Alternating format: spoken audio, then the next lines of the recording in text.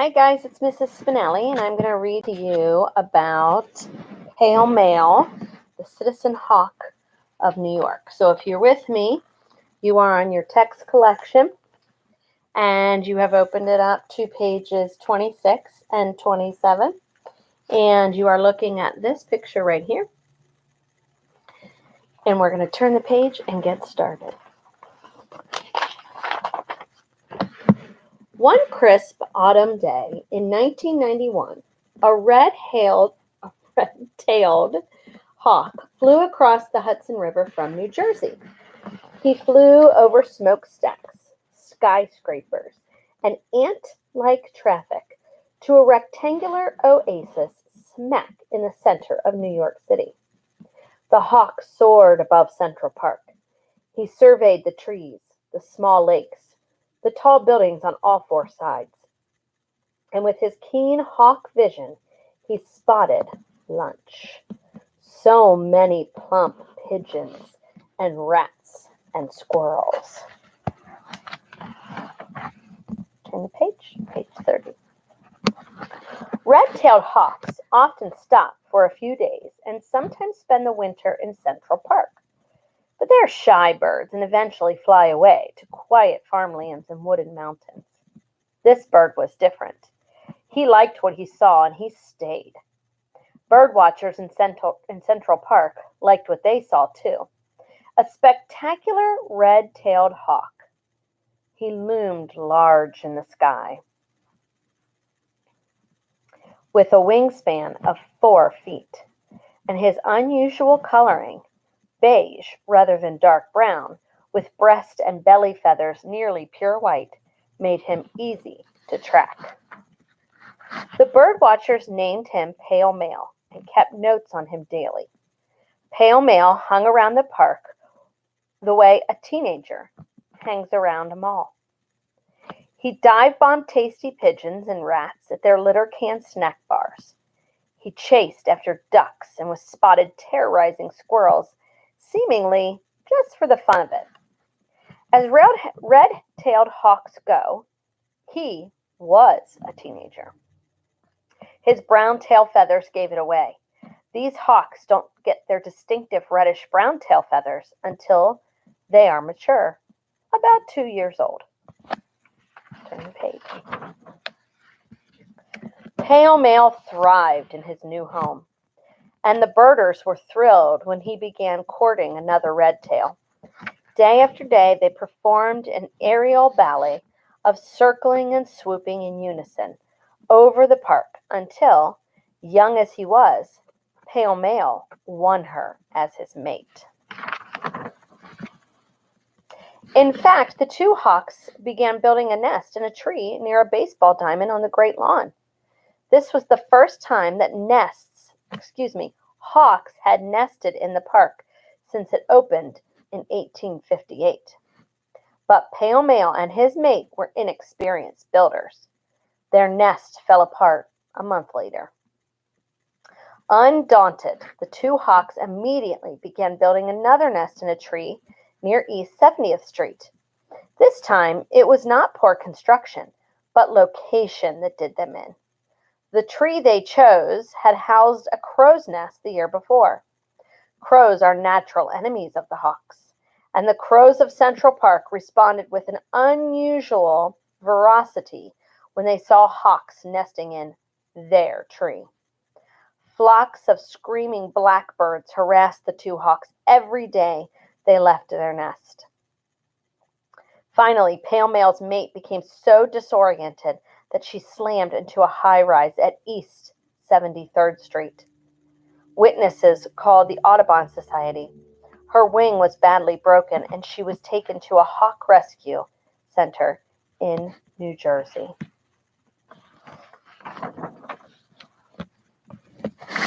The bird watchers wondered what would happen to Pale Male now. They waited and watched, and the following winter, Pale Male, now sporting a flashy red tail, found a new mate. In March, they began building a nest.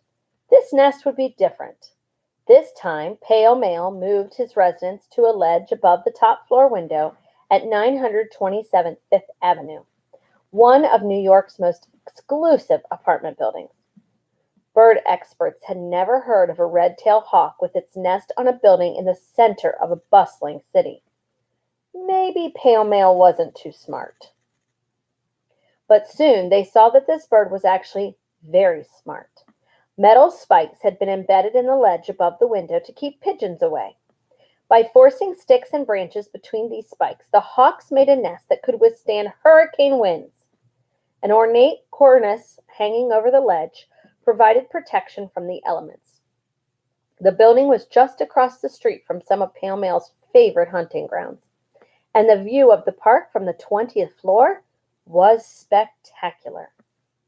New Yorkers couldn't ask for a better address. Neither could Pale Mail.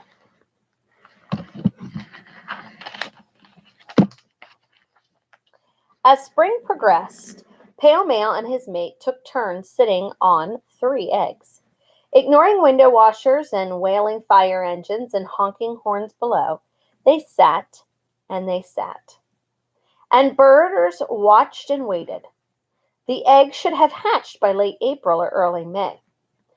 Finally, in June, it became obvious that the eggs were not going to hatch.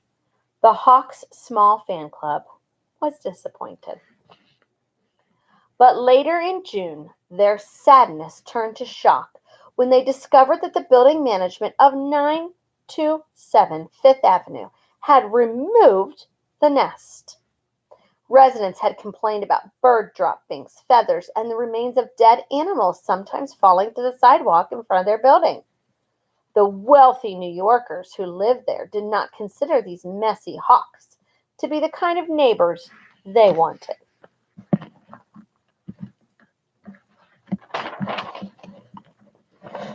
Some hawk experts thought that Pale Mail would find a new nest site, but Pale Mail would not be evicted. He and his mate returned in the spring and built a new nest exactly where the old one had been. This time, the building management left it alone, thanks to a stern warning from the U.S. Fish and Wildlife Service, threatening substantial fines. Hawks were protected under the Migratory Bird Treaty Act of 1918. Destroying their nest was a serious violation. And a year later, in April 1995, the hawk's perseverance was rewarded. 3 fluffy white chicks were born in New York City. The hawk watchers of Central Park were ecstatic. From early morning until nightfall, they gathered around the model boat pond to get the best view of the nest. They watched Mom and Dad hawk tend their babies and talk about chicks like proud new aunts and uncles. I love the picture of those 3 little babies on that page, page 41. They look so cute. New Yorkers on their way to work or out for a stroll wondered what celebrity these people could be spying on with their binoculars and telescopes. The enthusiastic hawk watchers were always happy to point out the nest, and it was the rare person who was not surprised and delighted to discover a family of hawks making a home in the city. News of the hawks spread, and soon New Yorkers who had never been birdwatchers before were stopping by the model boat pond to see what they could see. The hawks were becoming Fifth Avenue's most admired celebrities.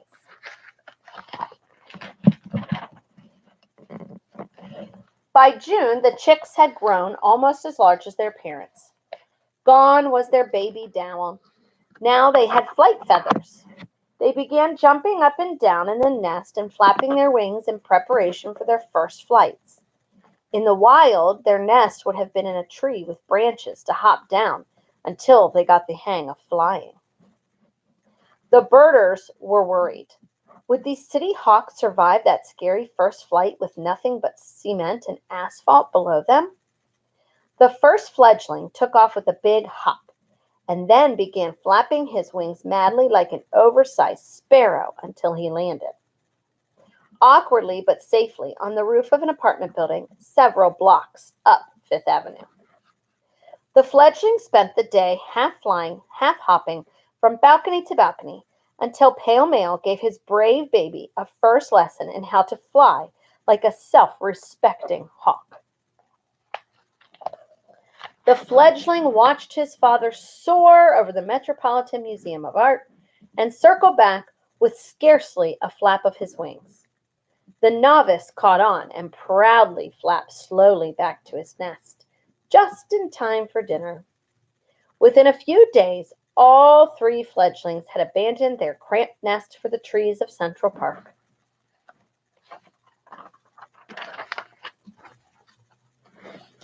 Each spring, more and more fans of the hawks came out to watch Pale Male and his mate renovate their nest with new twigs and leaves. And there was always a great celebration when new chicks hatched. The birders watched the hardworking parents ferry home pigeons, rats, and occasionally a squirrel or a songbird from their well-stocked Central Park meat market. Even after fledglings left the nest, they would stay under the protection of their parents for several months. Pale Male would always respond to their hungry cries with some meat. He would chase off those pesky crows and let his hawklets know that the blue jay bullies couldn't really harm them. This good dad was once observed helping his hawklets learn to catch rodents by dropping a live mouse near one of them. Over the next 9 years, the hawks would rear 23 chicks. And a CBS News commentator actually nominated Pale Male for Father of the Year. Life in the big city was good for the hawks. Little did Pale Male know that his greatest challenge was yet to come.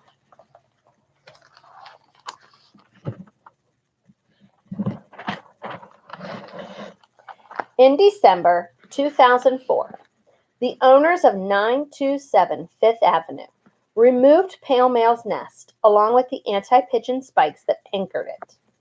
Most of the tenants had been irked for years that they couldn't legally get rid of the hawks.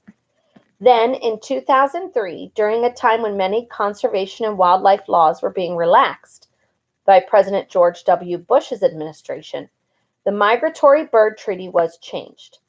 It now permitted destruction of nests as long as there were no eggs or chicks in the nest. Hawks lay their eggs in March, and the chicks fledge in June.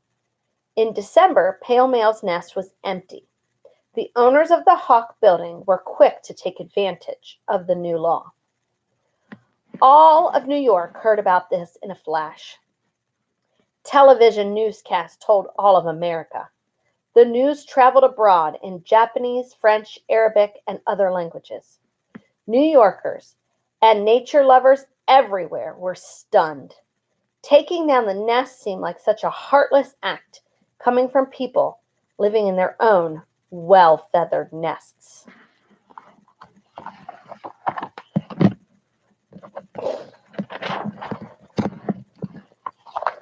The dedicated birdwatchers and the Audubon Society immediately organized protests across Fifth Avenue from the Hawk Building.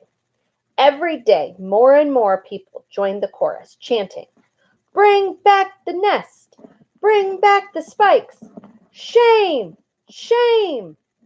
2 protesters dressed as birds urged cars on Fifth Avenue to honk for hawks. Taxis, cars, and city buses honked. Trucks let out their ear-piercing blasts of their horns. Even fire trucks let loose their sirens. Pale Male circled high above the protesters, silently watching. After a week with hundreds of protesters blocking the sidewalk, with traffic slowed to a crawl, and with constant, relentless noise, the building owners backed down. The publicity had been terrible for them. The Audubon Society and the U.S. Fish and Wildlife Service finally persuaded the owner to reinstall the anti-pigeon spikes and to construct an apron or cradle below the nest to catch the hawks' garbage. The hawks kept a wary eye on the ledge until the spikes and apron were installed, and the worker scaffolding was finally removed. Within minutes, the hawk couple began bringing new twigs to the ledge.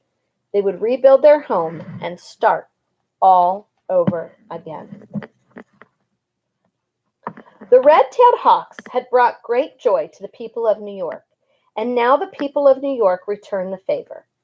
The Hawks were welcome to stay at 927 Fifth Avenue as long as they wanted. They were true blue New Yorkers, tough, resourceful, and determined to make it in the city. New Yorkers loved them for bringing a touch of the wild and a respect for nature to a teeming urban landscape. Pale Mail gave the city another gift as well.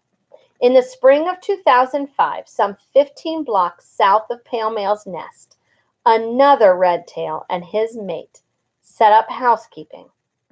They built their nest on the ledge of a 35th floor of Trump Park on Central Park South and hatched 2 chicks. Birdwatchers believe that this light-colored hawk with a taste for the high-rise apartments is a son of Pale Mail. Junior is his name. And so the legacy of Pale Mail, the majestic hawk who is different, lives on. Long live Pale Mail.